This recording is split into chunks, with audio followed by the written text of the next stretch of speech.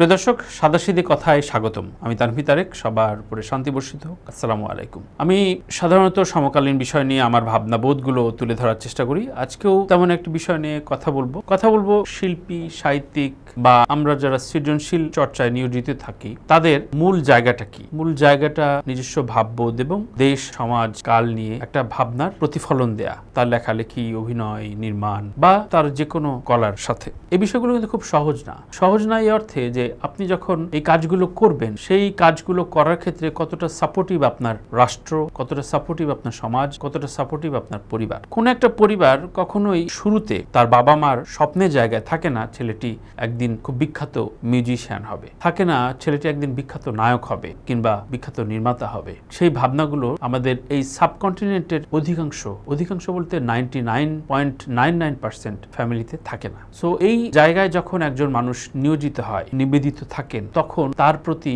আপনার এক ধরনের শ্রদ্ধাবোধ, এক ধরনের সাপোর্ট, এক ধরনের স্পেস দেওয়াটা খুব জরুরি। আমরা এক সংকটকাল ভেতর দিয়ে এগুচ্ছি। আমি সর্বশেষ একটা ভিডিওতে বলেছিলাম যে শিল্পীরা অপরের মতকে আপনি কতটা সাপোর্ট করছেন, সহনশীল থাকছেন, যেটি সবচেয়ে জরুরি। শুধু শিল্পীদের ক্ষেত্রে না, আমরা মানুষ, এই হিউম্যান বিং, আমরা যে পরিবারতন্ত্র বা বন্ধুতন্ত্র বা বন্ধু মহল, এই যা কথা বলি, এই কথাগুলোর ভেতরেই কিন্তু আমরা একে অপরের প্রতি সহনশীল থাকাটা খুবই জরুরি। সহনশীলতা এই শব্দটি আসলে কি?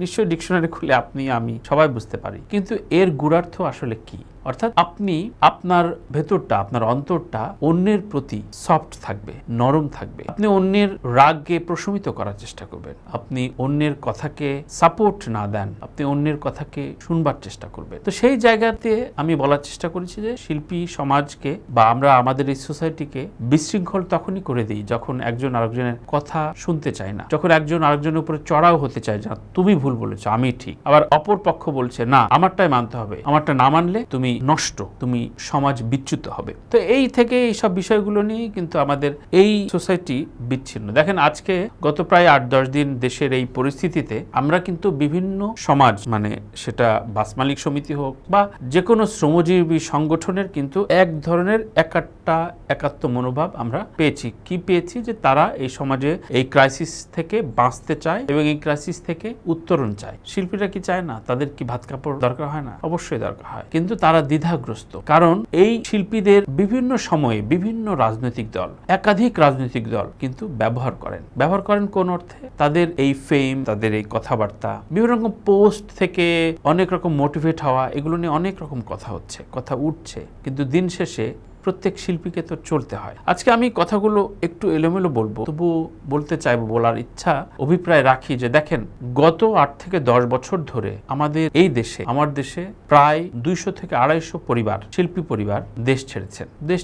কেন? তাদেরকে দেশ থেকে উৎখাত করে দিয়েছে? না, তারা দেশে আর এই পরিবার নিয়ে, পরিজন নিয়ে, তাদের ভবিষ্যৎ চিন্তা নিয়ে তারা কমফোর্ট ফিল করেনি, এজন্য দেশের বাইরে চলে গেছে। আমি মোটা দাগে একটা লাইনে বললাম, কিন্তু প্রত্যেকের জীবন তো আলাদা। আমার জীবন আলাদা, আপনার জীবন আলাদা, আমার ওপাশে ক্যামেরার পার্সন যিনি ধরেছেন আমার ভাই, তার জীবন আলাদা। প্রত্যেকের মানুষের জীবন বোধ, লাইফস্টাইল, তার গতিবিধি আলাদা।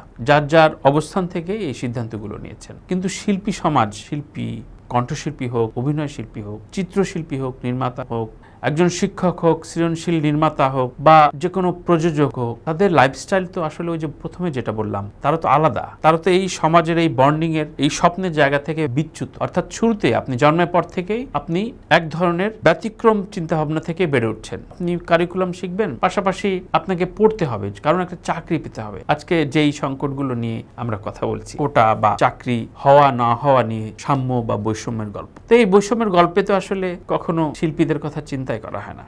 এবার আসি, বাংলাদেশে যতগুলো বিশ্ববিদ্যালয় রয়েছে তাতে গত কয়েক বছর ধরে সঙ্গীত, নাট্যকলা, এগুলো ফ্যাকাল্টি তৈরি হয়েছে। দেখেন, নাট্যকলা থেকে বেরিয়ে আমার গত 7 থেকে 8 বছর ধরে একাধিক স্টুডেন্ট বেরোনোর পর ফোন পেয়েছি। অনেক ছোট ভাইরা বলেছেন যে কোন একটা কাজ দরকার, কিভাবে আসলে টিকে থাকবো, এবং অধিকাংশই আমি জানি যে বিশ্ববিদ্যালয় থেকে পড়ে তাকে আবার গ্রামে ফিরতে হয়েছে, নয়তো দেশের বাইরে, সেটা মিডল ইস্ট হোক, ইউরোপ হোক, আমেরিকা হোক, তাকে সেই রেমিটেন্স যোদ্ধা হিসাবে নিয়োজিত থাকতে হয়েছে। কয়জনই বা এই ইন্ডাস্ট্রিতে টিকে থাকতে পারে, বা আমাদের এই ইন্ডাস্ট্রিটা আসলে ইন্ডাস্ট্রি হয়ে উঠেছে কিনা, এগুলো নিয়ে কি কোনো রাজনৈতিক দল, কোনো আমলের সরকার কি ভেবেছেন? আমি তাই ধারাবাহিকভাবে আসলে এই বোধের জায়গাটা তৈরি করবার জন্য অনুরোধ করব। আমি খুবই ক্ষুদ্র মানুষ, ক্ষুদ্র সবুজকর্মী, 28-30 বছর ধরে আমি এই ইন্ডাস্ট্রিতে আছি। আমারও আসলে বাবা মা চেয়েছিলেন ইঞ্জিনিয়ার হিসাবে আমাকে দেখতে, কিন্তু আমি সেটি হইনি বা হতে পারিনি। বুয়েটে আমিও ওয়েটিং লিস্টে ছিলাম, হয়তো পরবর্তীতে নানান ক্রাইসিস, সে আমার ব্যক্তিগত আলাপ, কিন্তু আমার স্বপ্ন সাধের জায়গা, আপনার কাজের ইচ্ছার জায়গা আমি এই সবুজ কর্মী হিসাবে নিজেকে নিয়োজিত রাখবো বলে রেখেছি। এখন এই সময়ে এই জায়গাটিতে যারা আইন প্রণেতা, যারা লিডারশিপ নেন বা লিডারশিপ নিয়ে চলাফেরা করেন, তাদের এই যে প্রতি বছর আপনি বিশ্ববিদ্যালয় থেকে এতগুলো ছেলে আপনি সার্টিফিকেট দিয়ে বের করে দিচ্ছেন, তারা বের হচ্ছে নাট্যকলায়, সঙ্গীতে, কিন্তু বেরিয়ে হয় গ্রাফিক ডিজাইন করছে, নয়তো কেরানির চাকরি করছে, নয়তো বিদেশে গিয়ে এমন কাজ করছে যে কাজের সাথে তার এই সার্টিফিকেটের কোনো সংযোগই নেই। এই ছেলেগুলো তখন ডিপ্রাইভ হয়ে যায়, একসময় ভাবতে থাকে যে আমার এই যে পড়াশোনা কাল, এই কালটির আসলে কি প্রয়োজন ছিল। অর্থাৎ আমরা কোন রকম পরিকল্পনাহীন ভাবে শিল্পী সংস্কৃতি এগুলো নিয়ে আমরা বেড়ে উঠি এবং সেই ক্ষেত্রে একটা সামঞ্জস্যহীন ইন্ডাস্ট্রি তৈরি হয়। এগুলো অনেক ভারী ভারী কথা শোনাবে, কিন্তু আমি সহজ ভাবে একটু বলার চেষ্টা করি। ধরেন এই যে পরিস্থিতি, এই পরিস্থিতিতে কিন্তু গার্মেন্টস সেক্টর একটা বড় ক্রাইসিসের ভেতরে পড়েছে। আরো অন্যান্য যারা রপ্তানিকারক প্রতিষ্ঠান রয়েছেন, শিল্প উদ্যোক্তা, কাঁচামাল থেকে শুরু করে নানান বিষয়ে ক্রাইসিসে পড়েছে। সেগুলো এখন রিকভার করা যায় কিভাবে হবে সামনের দিনগুলো, সেগুলো নিয়ে অনেক রকম অর্থনীতিবিদ, শিল্প উদ্যোক্তা, রাষ্ট্রীয় অবকাঠামোর লোকজন তারা ভাবছেন। আমাদের এই ইন্ডাস্ট্রিতে নাজুক এই পরিস্থিতিতে আমাদের সিনেমা হল, আমাদের সামনের ছবি রিলিজ, আমাদের গানের ইন্ডাস্ট্রি, আমাদের এই শিল্পকলা, এই যে সাহিত্য চর্চা, বইমেলা, এগুলো আসলে আদৌ কি ভাবনার কোন একটা কোনায় আছে কি? নাই। তো তাতে আমি বা আজ থেকে সামনের 20 বছর বেড়ে ওঠা যে তরুণ, ও যখন জন্মাবে বা আজ থেকে যারা বেড়ে উঠছেন এই শিশু কিশোরদের বাবা মা কি কোনো কালে কখনো ভুলেও তার সন্তানদের বাংলাদেশে অন্তত শিল্প চর্চা আসতে বলবেন না। আপনি যেমন আমি বললাম যে গত 10 থেকে 12 বছর ধরে বাংলাদেশের অধিকাংশ এবং শীর্ষস্থানীয় তারকা শিল্পী, বিভিন্ন সেক্টরের নির্মাতা, তারা দেশের বাইরে চলে গেছেন। আর যারা রয়েছেন তাদের অধিকাংশ সন্তানরা বাংলাদেশে কোনো শিল্প কালচারের সাথে জড়িত নন। তারা নিজ উদ্যোগে, সেই বাবা মা হয়তো প্রতিষ্ঠিত, আমরা চিনি তাদের, খুবই পপুলার, কিন্তু সেই বাবা মা কখনো চান না যে তার সন্তান ভুলেও তার পদাঙ্ক অনুসরণ করুক, তার পেশায় আসুক। এটা কত বড় ক্রাইসিস আমি কখনো ভেবেছি? আমরা কখনো ভাবনার জায়গাতেই রাখিনি। ঠিক আছে, এটা তো ক্লাউন একটা ইন্ডাস্ট্রি, এটা জোকারি মকারি করার একটা ইন্ডাস্ট্রি, এই ফুর্তি মজমাস্তি করব, সুখে থাকতে একটু স্মরণ করব, এটাই। এই ইন্ডাস্ট্রি সফল হলে যে কত বিশাল ইন্ডাস্ট্রি হতে পারে, হওয়া সম্ভব, সেটা নিয়ে কি আমরা কেউ ভাবি না। এত সব কথা বলছি বা বলে যাচ্ছে এই কারণে যে সামনের দিনগুলো রাজনৈতিক দলগুলো, শিল্পী সমাজ যারা বিভিন্ন অবকাঠামোয় অনেক শীর্ষ পর্যায়ে বসে থাকেন বা বসবেন বলে ভাবছেন, তারা একটু গোড়া থেকে এগুলো ভাবার চেষ্টা করেন, আর নয়তো করেন না। শিল্পী, সাহিত্যিক, নির্মাতা, এদের ছাড়া যে আসলে সমাজ গড়ে ওঠে না, এদের ছাড়া যে সুচিন্তা জায়গা তৈরি হয় না, এটা আপনারা যখন গুরুত্ব দেন না, তখন এই বিষয়গুলো নিষিদ্ধ করে দেন। কথাগুলো অনেক কট্টর শোনাচ্ছে, কিন্তু সত্যিকার অর্থেই এখনকার যে ভাবনার জায়গা তৈরি হয়েছে। আমি আজকে এই ভিডিওতে আমার ব্যক্তিগত কিছু অভিজ্ঞতার কথা বলি।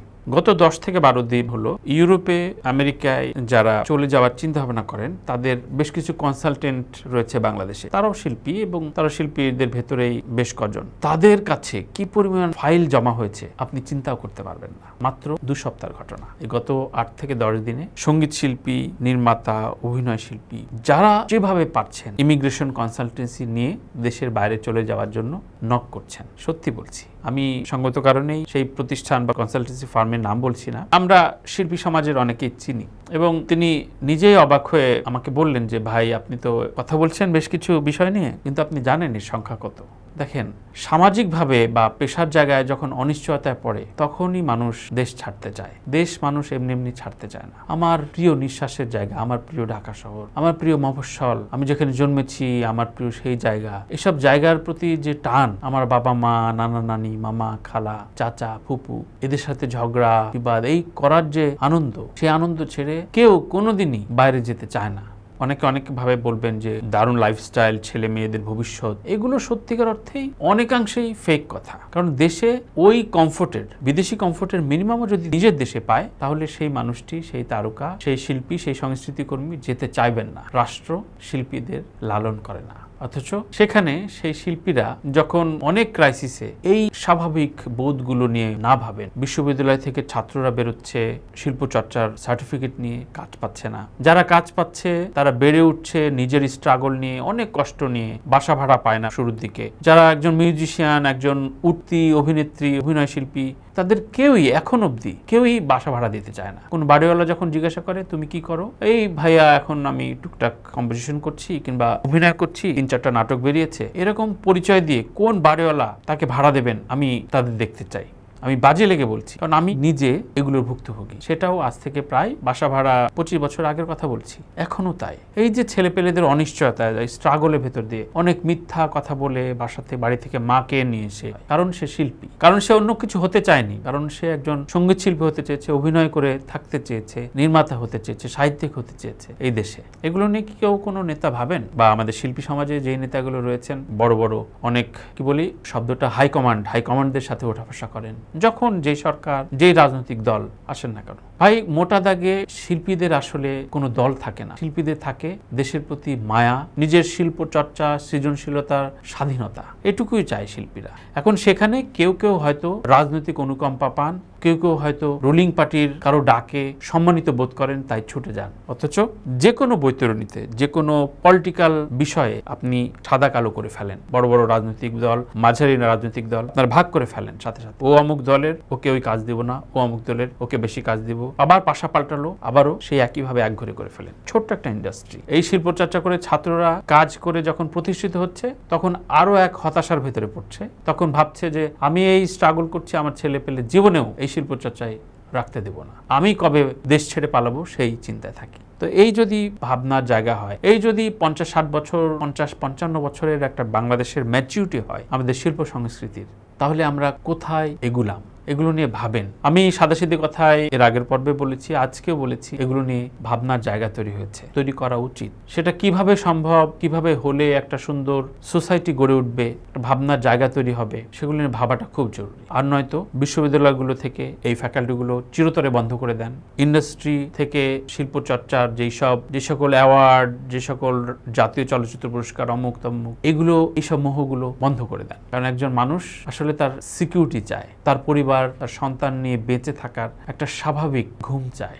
যে আমি আমার কৈশোরের স্ট্রাগল, তরুণ বেলার স্ট্রাগল পেরিয়ে আমি যখন যৌবন বা একটা ম্যাচুরিটি জায়গায় বসবো, তখন সুন্দরভাবে জীবনটা গড়ে মৃত্যুর আগে যে বৃদ্ধকাল, সেই সময় খুব সুন্দর একটা সিকিউরড লাইফ, সুন্দর একটা নিজের আমোদে ঘুম, পরিবারের সাথে সময় কাটিয়ে মরে যেতে পারি। এটা একটা বেসিক চাওয়া। শিল্পীরা বেসিকের ভেতরেই থাকে। শিল্পীরা কখনো কোনোদিন দুর্নীতিবাজ হয় না। শিল্পীরা কখনো কোনোদিন অন্যকে ঠকানোর কথা ভাবে না। শিল্পীরা কখনো কোনোদিন সমাজে সামাজিকভাবে দাঙ্গা লাগানো, সামাজিকভাবে অস্থিরতা, সেটা করার জন্য উস্কানি দেয় না। কারণ শিল্পী বা সংস্কৃতিকর্মী সবসময় চায় স্থিরতা, সামাজিক সহ অবস্থান এবং নিজস্ব মূল্যবোধে তৈরি একটা দারুণ সমাজ। আর সেই মানুষগুলোকে নিয়ে আমাদের সমাজ, আমাদের রাষ্ট্র, আমাদের রাষ্ট্র ব্যবস্থা সবচাইতে নিগৃহীত জায়গায়, সবচাইতে কম ভাবনার জায়গায় রাখি। প্রিয় দর্শক, শুরু করেছিলাম যে শৈশবে আপনি, আমার বাবা মা, কেউ কি আসলে শিল্পী বা নায়ক বা নির্মাতা হবার বাসনায় তার বান্ধবীকে বা তার আত্মীয় স্বজনকে বলেছিলেন যে না, আমার ছেলে একদিন বিশাল নায়ক হবে? বলেনি। এই কথাগুলো খুব রূপক, এই কথাগুলো খুব ছোট শোনালেও, এই যে যা বললাম, ছোট মুখে বড় কথা শোনালেও, আমি যাদের কাছে আবেদনটা জানাতে চাইছি তাদের কাছে শুধু এটুকুই অনুরোধ, এই বিষয়গুলো সিদ্ধান্তে আসা খুব জরুরি। গত পর্বে যেমন বলেছিলাম, দেশের কোনো ক্রাইসিসে নিম্নবিত্তরা মরে না, ঘরহীন মানুষরা মরে না, দেশের ক্রাইসিসে মরে শিল্পীরা। তাদের শিল্প সত্তা, তাদের শিল্পী পরিবার সবচেয়ে বড় ক্রাইসিসে থাকে এবং তাদের এই পথগুলো রুদ্ধ করে দেয় আমাদের শিল্পীদেরই কেউ কেউ, যারা শুধুমাত্র ব্যক্তি চিন্তায় সারাদিন বিভোর থাকে। আল্লাহ হাফেজ। গত পর্বে ভিডিওটি একাধিক শিল্পী শেয়ার করেছেন, অনেকে ইনবক্স করেছেন, বলেছেন দারুণ, এভাবে বলে যান। আমি বলতে চাই, কিন্তু যাদের উদ্দেশ্যে বলতে চাই তারা যেন সঠিকভাবে বিষয়টি নিয়ে আমরা একসাথে কাজ করে এই শিল্পী সত্তা, এই এন্টারটেনমেন্ট ইন্ডাস্ট্রিকে সমৃদ্ধ করি। একটা দেশ উন্নত হয় অবশ্যই তার আর্ট কালচার যখন মাথার উপরে নিয়ে ভাববেন, চলবেন, তখনই। সবাই ভালো থাকবেন, ভালো রাখবেন। আল্লাহ হাফেজ।